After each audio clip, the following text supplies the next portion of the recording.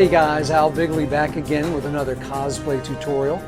This time I'm going to tell you how I made my classic Wolverine cosplay. So here we go.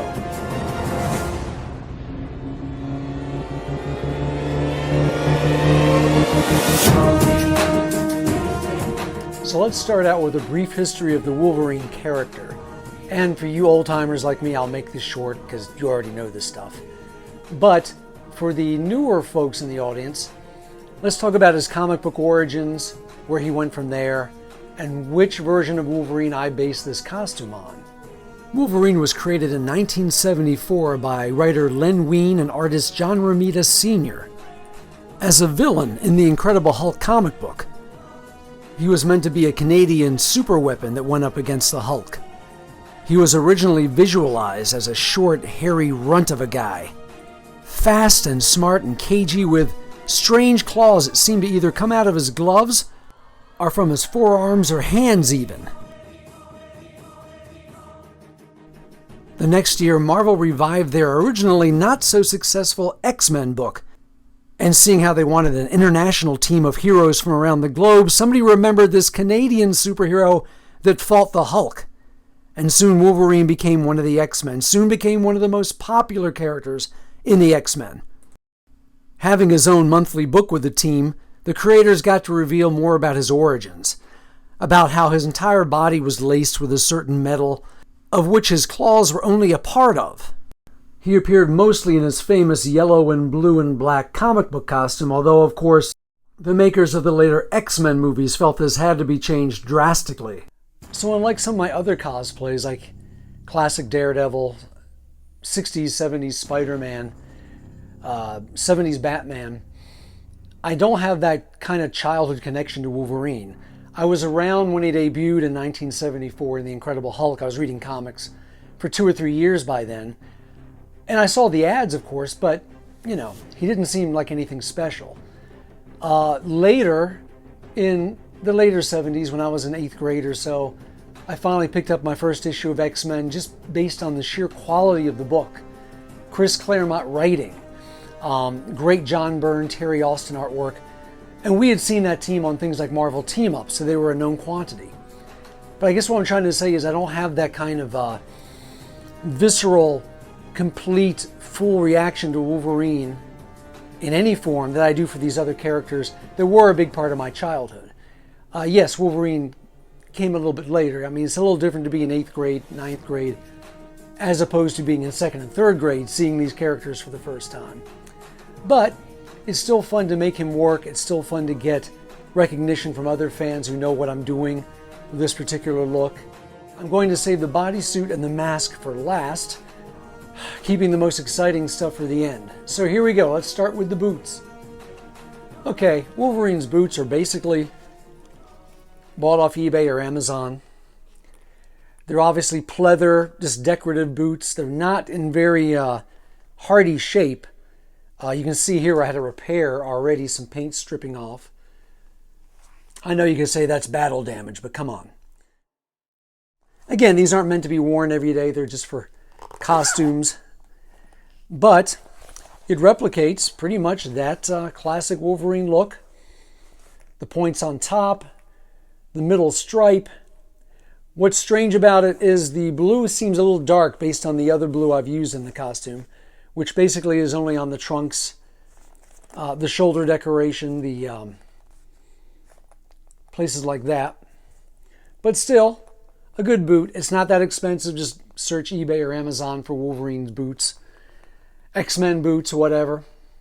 I did pad them out a little bit on the inside upper portion, just to give these flaps a little bit of flaring out effect, which is something hopefully you'll see up in this corner or somewhere once I'm done with this. And besides little bits of paint repairs, not a lot I've had to do with these.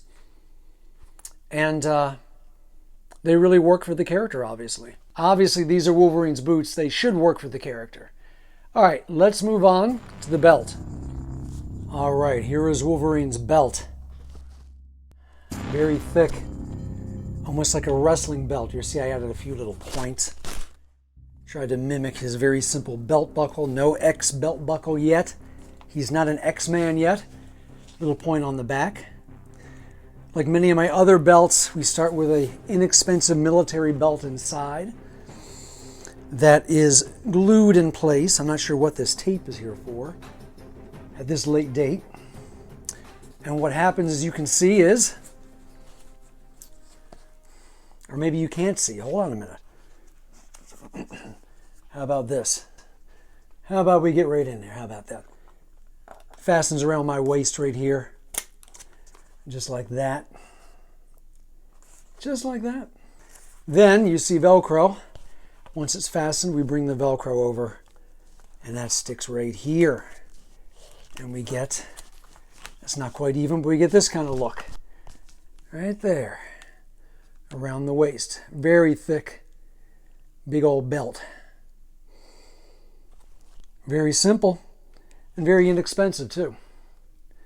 Let's take a look at the belt up here and elsewhere.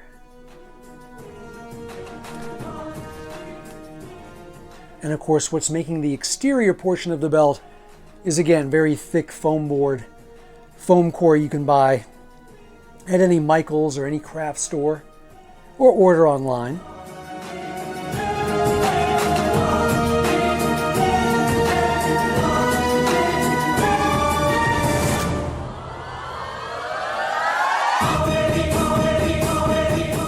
Very cool, very effective. All right. Wolverine's gloves. I looked at a number of different options, obviously. What I chose to do was basically take some almost elbow length gloves I found on Amazon or YouTube. Just the right length. A few, good 5 inches above the elbow here. And just took a kitty version set of his claws, painted up the base to kind of match the gloves best I could, lined them up roughly where they'd be to create the claws. Now there's tons of painting, there's tons of gloss paint on there for an extra shiny look. There we go. These can be a little rough to handle because these claws are not detachable. So when you're at a comic book convention, or you go to shake someone's hand, which I don't recommend as Wolverine, it can get a little awkward. I did look at some other options. Let's take a look at those other options now. One of the other options I looked at was, of course, finding gloves and creating claws that were detachable, much like you just saw in the previous segment. Claws that have a base that can be Velcroed right here. Claws come out over the fingers, just like the comic book version.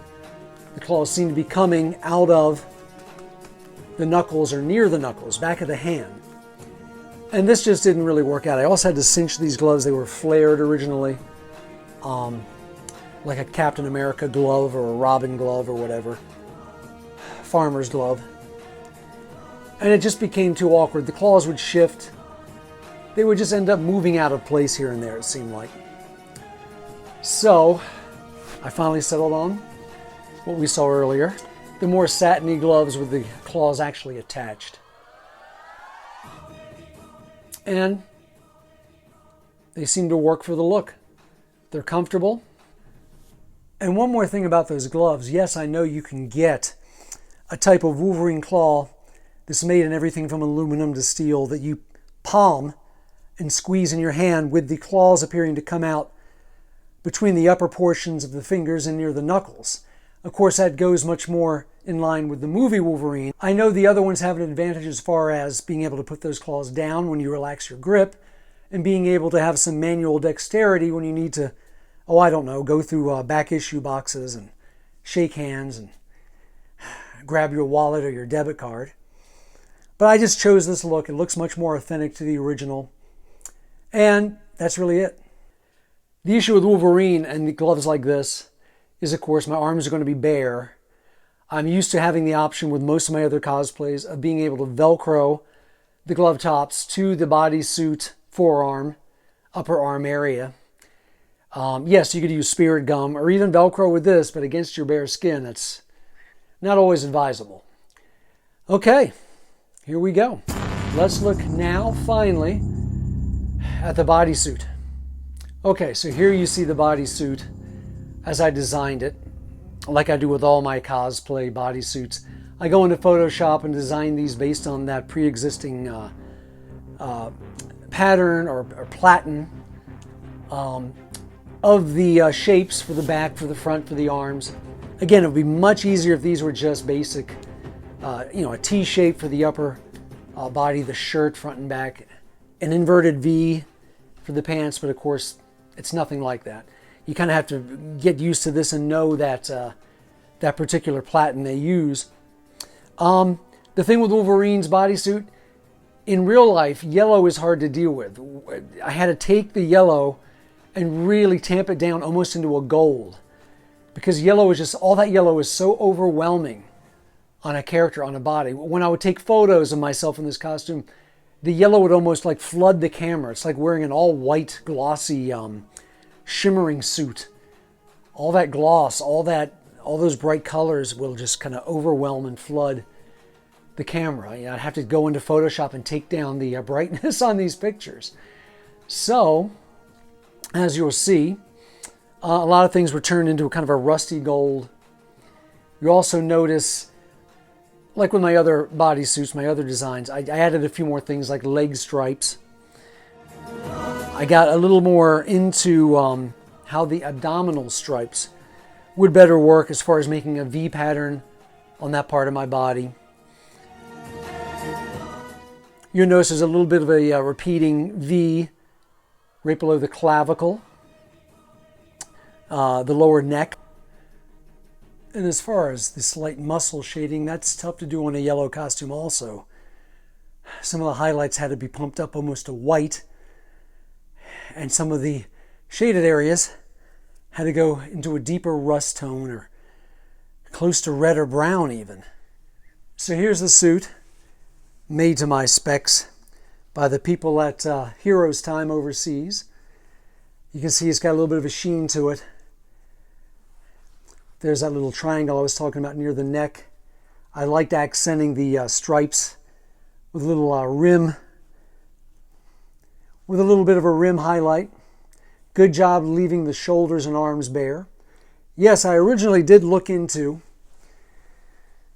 having attached arms, but the flesh, I'll show it here, the flesh never really matched. It just looked very odd. Even with some muscle shading to make it look like real arms, just didn't quite work. Zipper up the back, attached hood.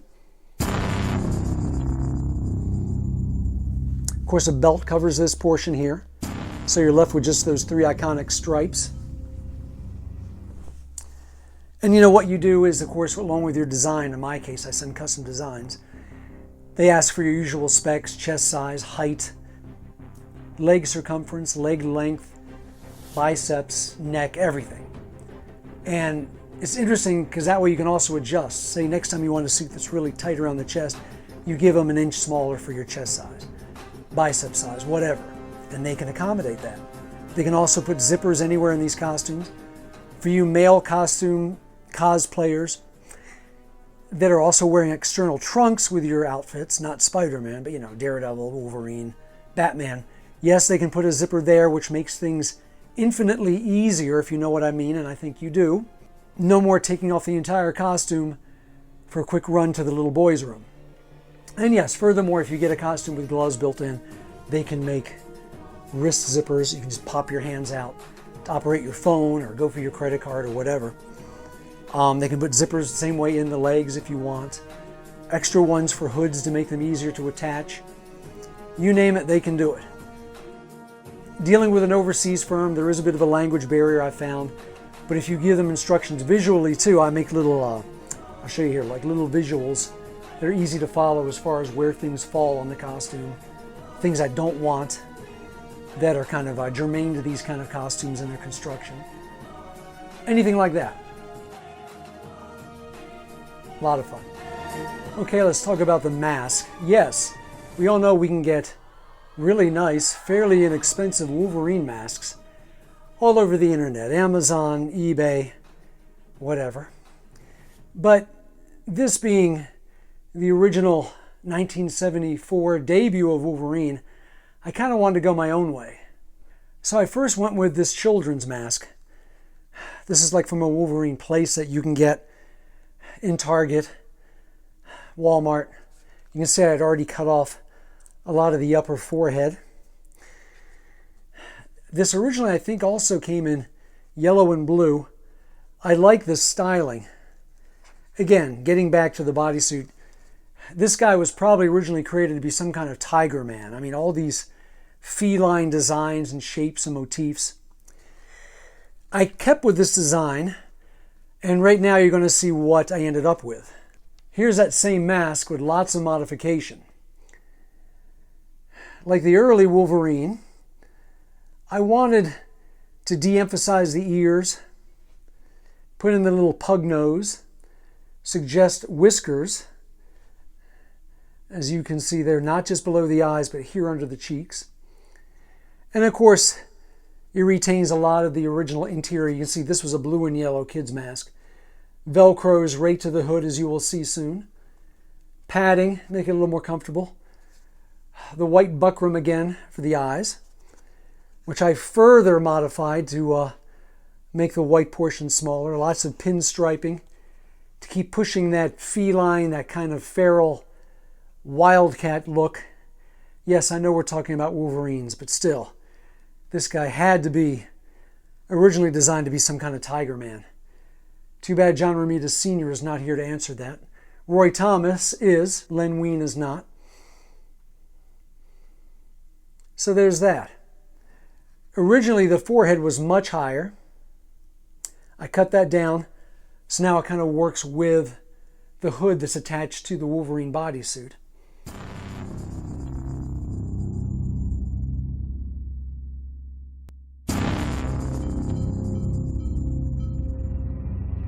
Lots of work, lots of work.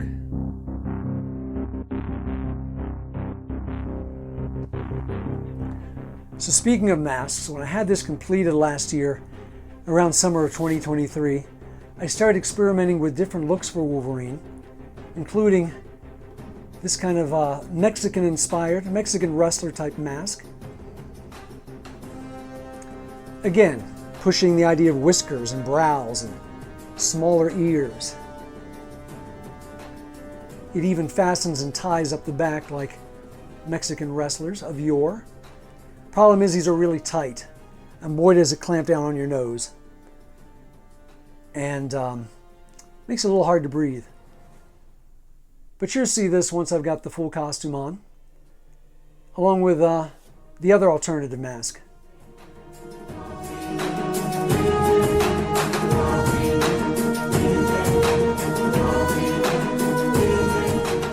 But I think all I used here, again, was buckram for the eyes.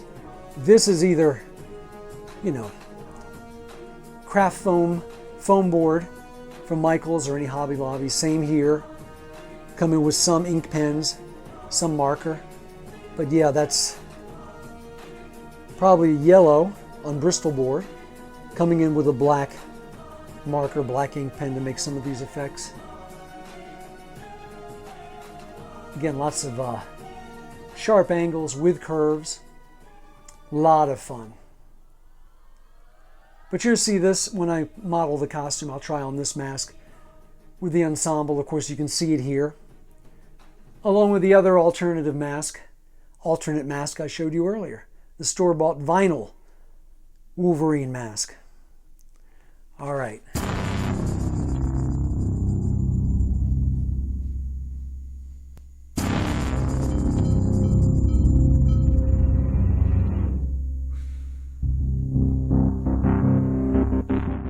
You want to make something of it? You looking at me? Yeah, I thought so. I thought you was looking at me.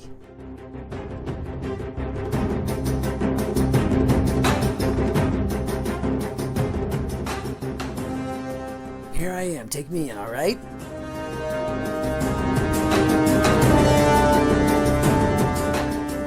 These things are bad for your health, you know that? Really bad. They don't taste that good neither. Alright, forgive me for not using the mic. I don't want to, obviously, attach things to the costume. But here is the mask. Velcroed to the hood. It needs a few adjustments. There's one thing I do want to point out. I made the little nose a little longer using black foam board for the simple reason that you see here. My original mask kind of would ride up a little high, and I just hated too much of the nose underneath showing. Don't ask me why. It was just a thing I didn't think was very aesthetically pleasing, and like that. But the whole thing seems to work well together. Now, one more thing about the mask, of course. I don't like kind of how it protrudes a bit from the actual hood underneath. You'll notice too there's an extra hood added, and that's because simply I'm trying to get the colors to match more evenly with the front of the mask. And speaking of the front of the mask, this is where I trimmed off a huge forehead that made the effect even worse of bowing out. Trying to see how much I can get in here. All right, there we go. All right, now let's get some full figure footage. Try saying that 7 times fast, true believer.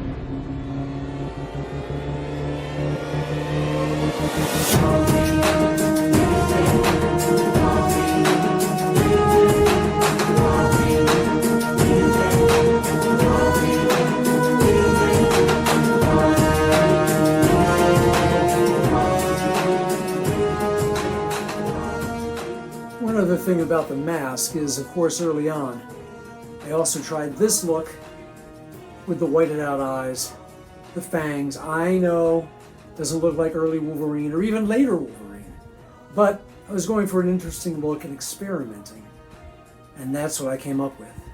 Okay, here's an alternate mask I made, the sort of Santos Mexican wrestler mask. Boy, is this thing tight. Interesting look, especially if you're going for the early Wolverine. But boy, my poor little nose is being smushed to ribbons. I haven't got it fastened in the back. But here's the look. Of course, it's not cinched up, it's not tied up, but a pretty interesting look.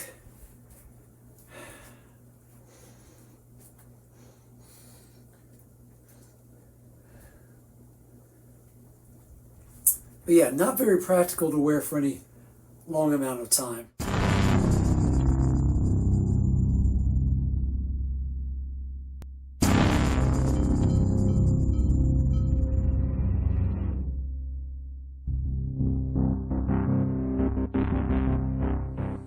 Okay, here's another alternate mask, bought right from Amazon. Okay, here's another alternate mask, bought directly from Amazon or eBay or some such place. And it's not bad, but it's just awfully generic to me. It's not really very special, very unusual. But it works. So I hope you enjoyed this tutorial, as short as it is. Hope you maybe learned some things. Again, what's interesting with cosplay is you can buy some things, make some things, borrow some things, listen to other cosplayers with their instructions on what they did to make things work, whether that means visually, for the sake of comfort, for the sake of mobility, all those things that we know go into this kind of thing. And again, just have fun with it. You see how much fun I have just modifying and making these my own, instead of being like that guy and that guy and that guy. And that's fine too, if that's what you're going for. Don't be afraid to customize. Don't be afraid to do your own thing. And just have fun. This is another form of art. Another form of expression. It really is. Do your own thing and see who comes to the table. Even if you're satisfied artistically, then you won. You really have. So let me know in the comments if you have any questions, anything I can help you with. I'm going to try to cover everything, where I got things, how I made things, but if you have questions, let me know.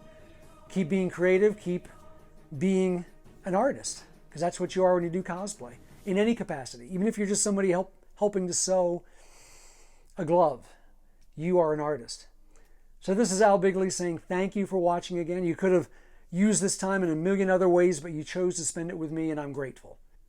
Thanks again. I'll talk to you soon.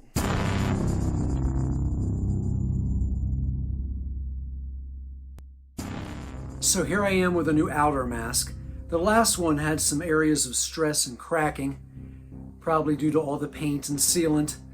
So I thought, let's go ahead and make another one with a clean slate, even though it means having to redo all this extensive pinstriping and whatnot. But here it is. You'll see I'm not using anything except the bodysuit with the attached hood. There's no separate balaclava or a yellow hood with this one. And again, trying to get that early Wolverine look, that kind of short and stubby, kind of very dramatic, very bold look. And I think it works pretty well. I extended the nose a bit. Oh, I got a scratch. Pardon me. Oh, that's the stuff.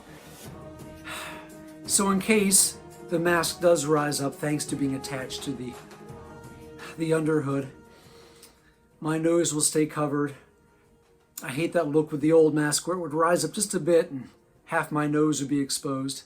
Oh, the things they don't tell you about in the world of costuming. But I like it a lot. A little more detailing than the last one. Of course, I just brought the eyes over from the previous mask. No need to start everything from scratch. No need to reinvent the wheel. So let me get these gloves off and we'll take a close look at this mask. Okay, there we go. It attaches at the cheeks, up top here. But lots of fun making this. Basically, it's yellow spray paint, I think a marigold paint, with some gel pens and some artist pens to come over and create the yellow pinstriping, so to speak. Just plain old ink artist pens help make these whiskers and things. Very cool, very effective. This is also just foam board, like EVA foam, a very thin EVA foam. But I like it a lot. And just like the other mask, I started as a template using this, the kids' Wolverine mask from a few years ago. Same as the other. Of course, a lot of patience, a lot of painting over, a lot of detailing, and like that. And like I showed you with some of my other tutorials, I've been able to make these cool stickers of my various cosplays to give out to people, especially little kids who might be frightened of the character. And they're a lot of fun. I use a firm called stickybrand.com, and they make these fairly inexpensively. I provide them, of course, the image, the artwork to use. They can make these in all sizes. Now, where to carry them is a whole different subject. I've worked out a way to have a red pouch on the red belt, Wolverine's red belt.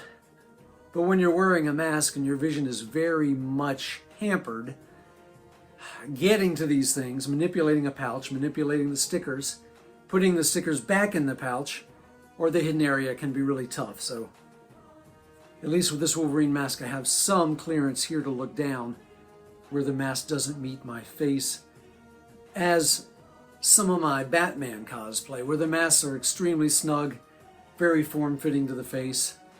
Vision is very altered and hampered, not just peripheral, but your horizontal vision.